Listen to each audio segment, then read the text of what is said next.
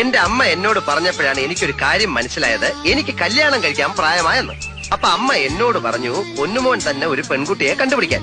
അങ്ങനെ ഈ പൊന്നുമോൻ കണ്ടുപിടിച്ച പെണ്ണാണ് ഈ നിൽക്കുന്ന പെൺകുട്ടി. അത് നിങ്ങൾ മാത്രം അങ്ങ് തീരുമാനിച്ചാ മതിയോ? എന്റെ ഗാഥ ഞാൻ എന്റെ ഹൃദയം തുറന്ന് നിന്നെ കാണിച്ചിട്ടേ.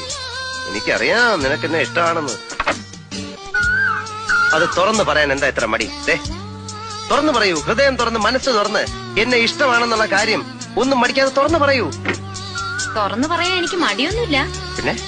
പിന്നെന്താ? പിന്നെ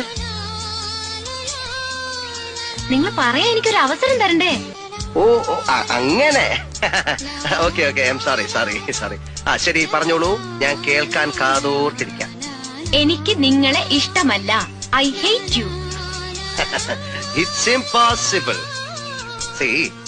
ഇത്രയും സുന്ദരനായ സൽസ്വഭാവി